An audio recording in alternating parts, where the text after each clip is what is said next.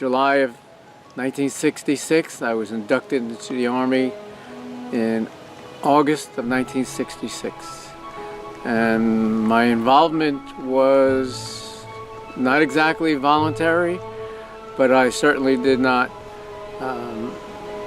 fight the draft at that time. Having been brought up post-World War II, and in basically the 1950s, watching World War II movies and hearing all the glorious stories about the glory of war and the honor of it, I said, yeah, why not?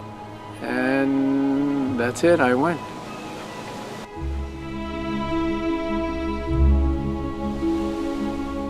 How did I get out of the Vietnam War?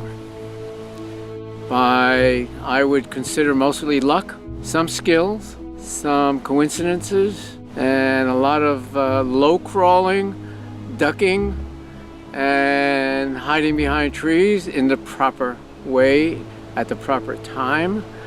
And we collectively helped each other to survive, my squad mates and myself. And probably the essence of getting out of the Vietnam War was all of the above, and simply just going through every day trying to survive in the best way possible through skills and, again, luck. While you were in training, you stayed with the same fellows for 8 weeks at a time, then you go to advanced training and another 8 weeks with the same people. When you went to Vietnam, you were totally broken up from all your training mates. All the buddies that you had went in various directions. So it ends up that only 7 guys from my training companies went to my division exact company where I went. And it ends up that only about 4 of those went into the actual platoon that I went into. So as an individual, when you arrive there, you feel totally lonely, you feel ignored, and you are scared shitless, and you have no clue what's going on. I simply fit in as just trying to keep my mouth shut and watching the guys who had been there longer than I had. And that's what they had told me. It was extreme. The heat, the humidity. It was a dry season and a rainy season. It would rain, what they call the monsoon rains. We would sleep in the jungle, sleep in swamps, sleep in the rice paddies, in the rain, in the mud, with the snakes, the insects.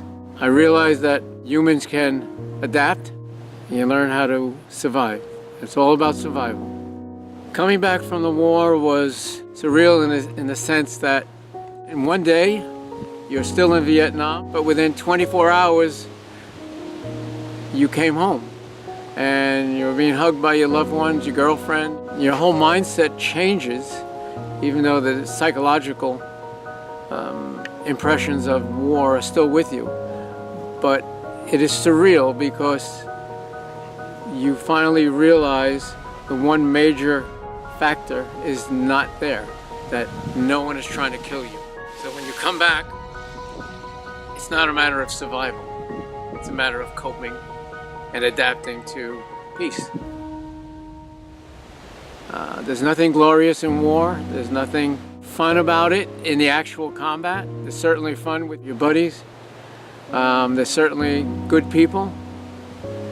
But when it comes to actual war, it is horrifying, traumatic, that never leaves you for the rest of your life. And it's an experience that will change you forever. The moment you are fighting for your survival, from that moment on, you will never be the same.